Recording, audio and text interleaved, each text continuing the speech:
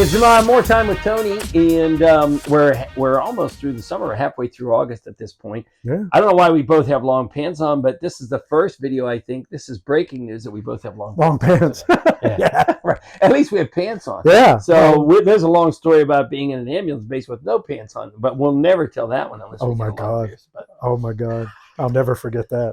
So, anyways, it's time with Tony. I'm John. That's Tony. And in case you're just catching up, and this is the first one you're watching, Tony has been diagnosed with pancreatic cancer and liver cancer, and we've been following his path. And we've been friends for a long time. We were paramedic partners.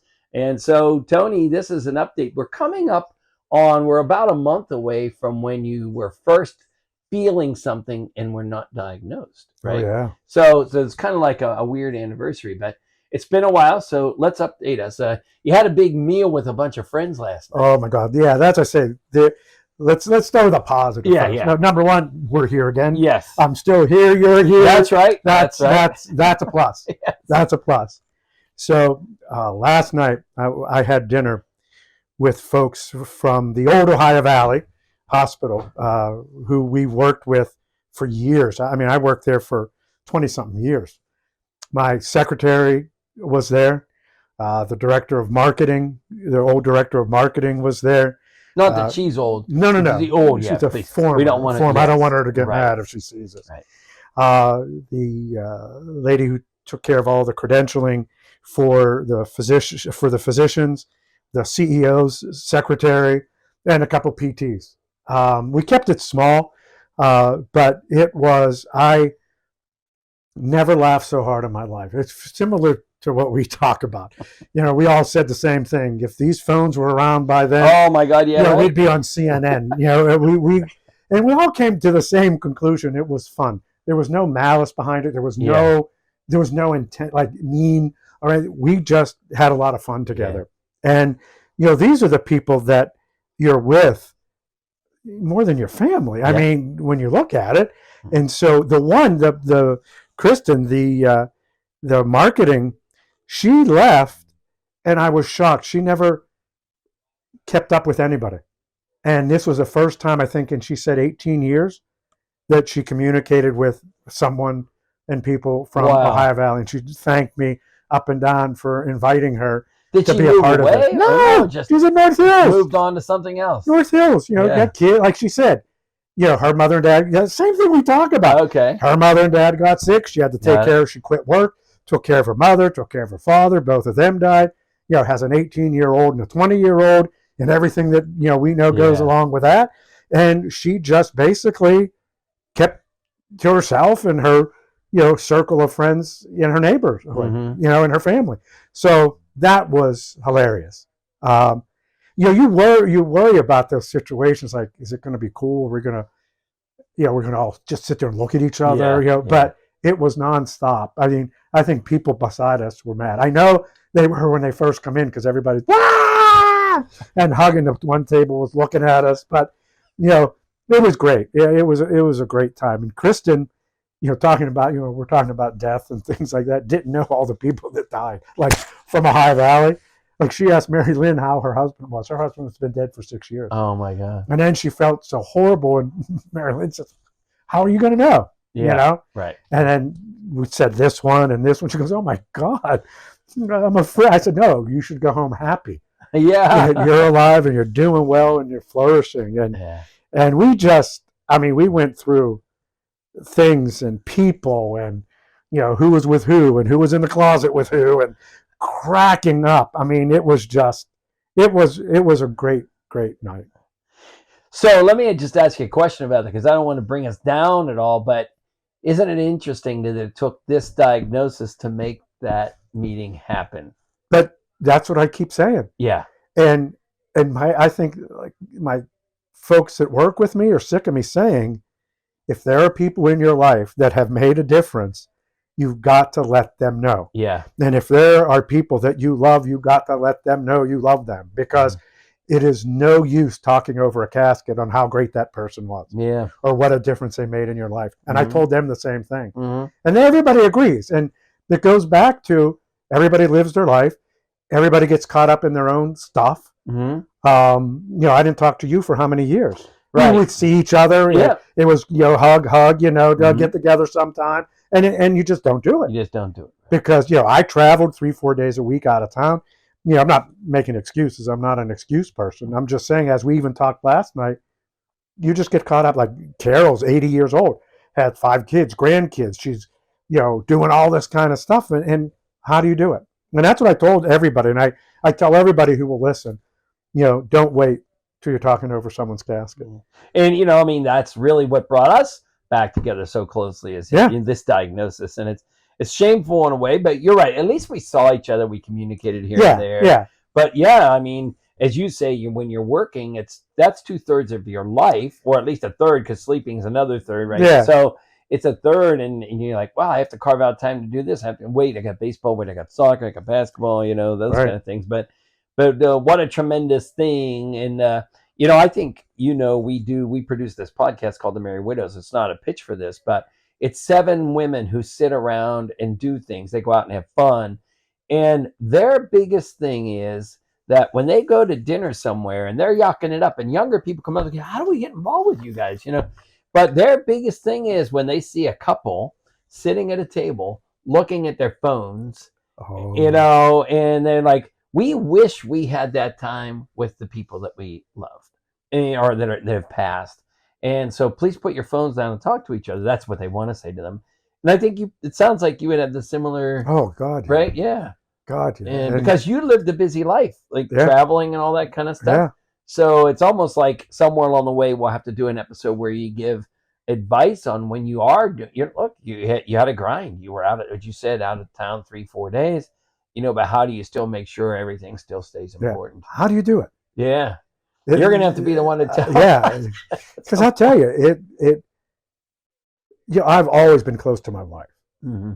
And you never thought or never think you could get any closer. But, I don't want to be anywhere without her. Mm-hmm. I want to spend every minute that I can with her. Like I'm going away for the first time in years with COVID and all that, and then getting sick. I haven't traveled for my job. And I'm going to be gone 2 days, and we're both saying, oh, my God. We could FaceTime. We could, that's how important it is. And that should be every day. It shouldn't be just because I'm dying. Yeah. You know? Right. And I called my wife every night. I mean, my daughter calls me every day, but those, I'll tell you, the people that made a difference in your life, you got to let them know. Yeah. You got to let them know. Yeah. Even Mary Dowie. Remember Mary Dowie in the emergency room? Yeah. Mm-hmm. There was a thing. I was taking some leadership courses. And they suggested you write letters at that time. That's how long ago it was. Not send an email. It didn't even exist probably.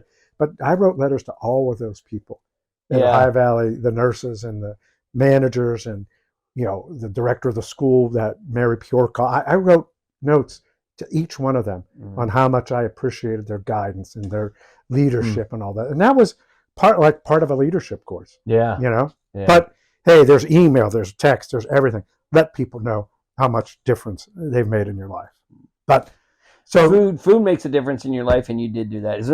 Are there any more food stories to catch up on? As far as no. Nah, I think we're good. All right. So the other thing too was a great week. Went on a boat a couple times. Yeah. Which brought Charlie out on the boat. Like 3 videos ago, we said we were going to go on the boat, but John's still here. Not on the boat. Bike rides. Mm-hmm. I did one this morning. Yeah. So those are the good things, and those are the things I'm holding on to, and I'm going to try again to live every day the best I can until I'm gone. Mm-hmm. Mm-hmm. So it was always good, even a good sleep, that you slept through the night and didn't have to get up to pee. That's a good thing, especially at our age. I don't know about you. That's why I said, geez, I didn't even pee last night. That was fantastic. I slept through the whole night.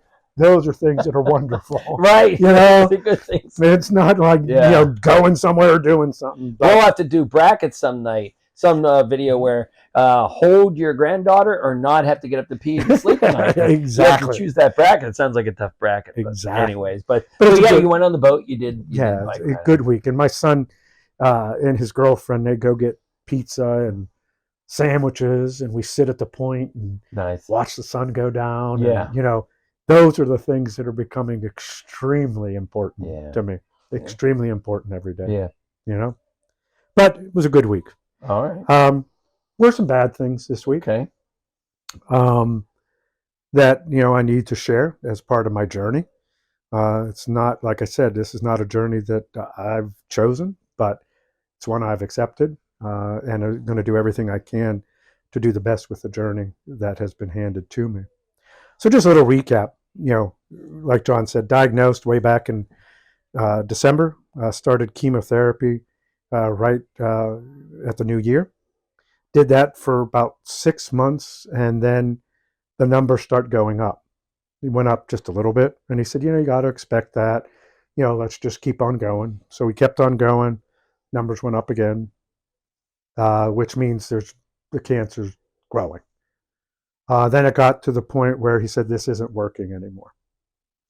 This particular chemo did great for 6 months, and like I've been saying on the videos, is that I did pretty good. I mean, I didn't know nausea, vomiting, diarrhea. I mean, people tell horror stories. But, my biggest thing was I was tired, especially when it was 3 weeks on, 1 week off. I was exhausted. So then the next step is the second round of chemo. So there's basically 2 protocols with pancreatic cancer. The one I did, and then the one you start. So I started that one, and he said to me, don't be alarmed if the numbers are still going up a little bit. It takes, a little bit of time. So, we went 1 week, numbers up, 2 weeks, numbers up, 3 weeks, numbers up, 4 weeks. We need to get a PET scan because it ain't working. Mm-hmm. So I went and got a PET scan, and this was just last week. This week. I went and got a PET scan, and the liver doesn't look good. It looks like there's growth in the liver. The pancreas looks about the same, a little bit brighter. They do it by brightness. So, on Tuesday, I say, what are my options now? Because basically he said, these are the 2 approved protocols to treat what you have. And now they're both gone, and it's growing. Mm-hmm. So the next step, and he got me in on Wednesday, went down to Maine Hillman, and they're going to look for a clinical trial. What's a clinical trial? The doctor was hilarious who I met with. He's Dr. Luke. He was great. And he says, people always say, am I a guinea pig? Are you making me a guinea pig? And I said, yeah, you are, right? And he said, yeah. Mm-hmm. So what we're going for next is not FDA approved, experimental, and I'm not even sure yet what the protocol is, because what they do is they do genetic testing and everything on the tumors and all this stuff, and they do like mutations, like how it happened, what was the mutation that was in your body that caused the pancreatic cancer. They do all these weird tests. So what they do now, and what we're in the process of now, is they put all that into their database. And these are just Hillman studies at this point. I'm not looking outside of Hillman right now unless we have to. Mm-hmm.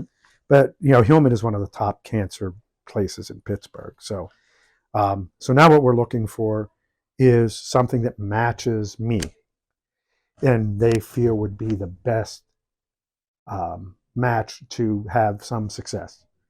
So there's inclusion criteria, and so that's what they're looking at right now.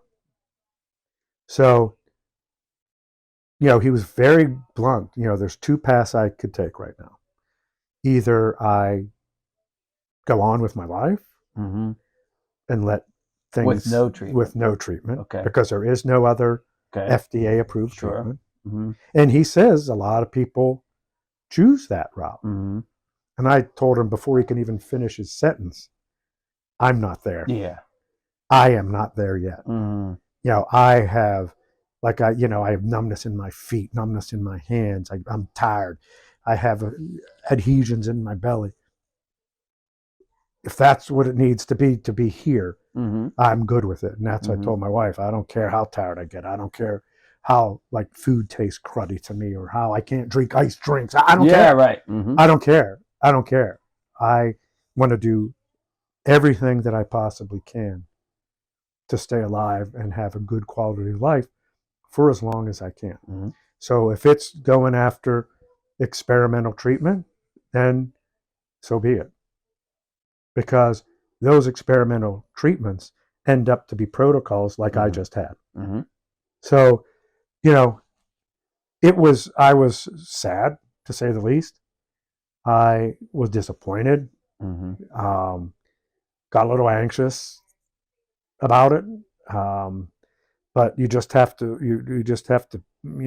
suck it up and just do what you need to do. Now, another great thing that's happened is I'm going to be leaving for the beach on Saturday. And I've been going to this beach with my family for the last, I think, 33 years. Same beach, different houses, but same beach. So it feels like home to me.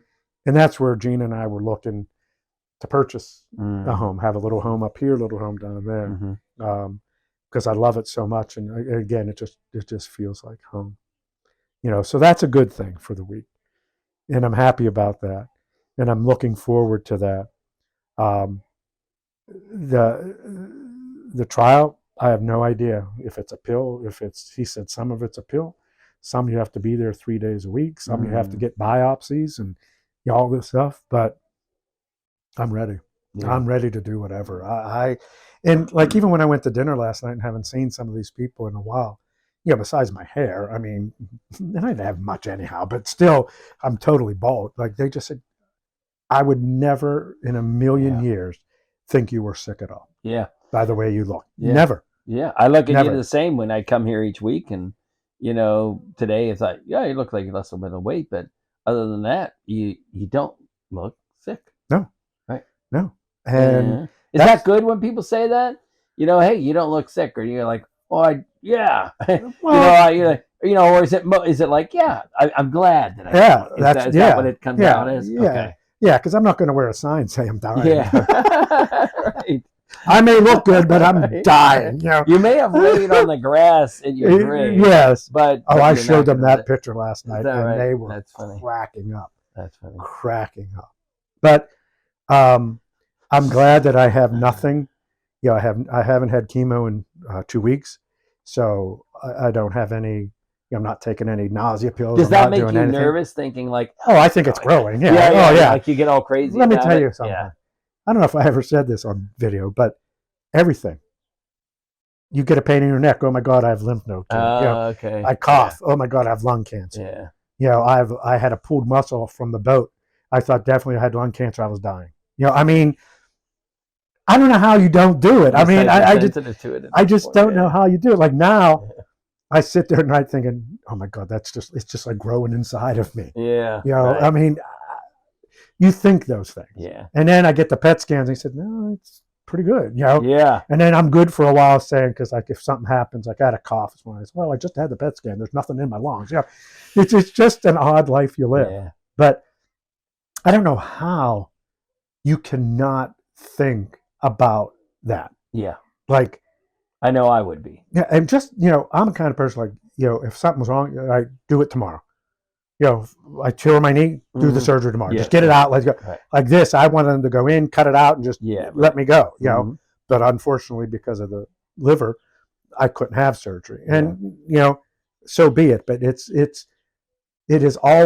something that gets you. Yeah. Because it's in there, there's no chemo, all of that. It bugs you. Yeah. Yeah. Yeah. I mean, I'll be very honest. Yeah. It's, like I told people last night, there are good days, and there are really bad days. Yeah. And that's okay. Mm-hmm. That's okay. And I guess the good thing is I think we talked about this in a previous video, that at least you have that support system when you have those really bad days. Oh, yeah. Like they know that they need to let you sort of cry it out or be down in the dumps. You're owed that. Yeah. But then also they need to make sure that that doesn't occur 3 days in a row, 5 days in a row, right? yeah, And you're not just laying in bed. yeah. You know, you need to, you know, we talked about this different times, you know, you do need to take that time to be sad Yeah. or be upset. Otherwise, you wouldn't be normal and you're just putting it Right. under the carpet.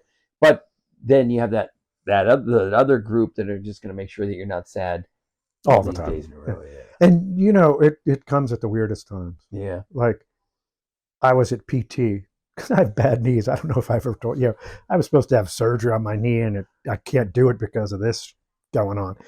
So I'm at PT on the bike, and I just start crying, like ugly face crying. And Ruth is saying, "You okay?" And poor Ruth, you know, she has to listen to me. I've burst out crying at PT a few times. I was walking down the steps one day, and I just burst out crying. She said, "What's wrong?" I said, "I don't know." I don't know. But like this last thing was a kick in the gut, you know. Yeah, right. You know, that this week was a little hard. You feel like you've worked hard and got nowhere, essentially. Right. I mean, not like you go through all that. Yeah. Like I had to wear a pump for 2 days. Yeah. You know, you go through all this stuff, and it's like, yeah, it didn't do shit. It's getting worse. Yeah. You but know? I like your attitude, though, in that, you know, this is what you are going to go through next is how they got these protocols. So right. It's kind of cool. It's not like it's donating your body to science. It's really you're going through a process to hopefully make you better. And then somebody goes, "Wow, that was amazing," and now it becomes protocol. The protocol, yeah. Yeah. I think we have to call it the Kelly-Wire. The Kelly-Wire protocol. Right.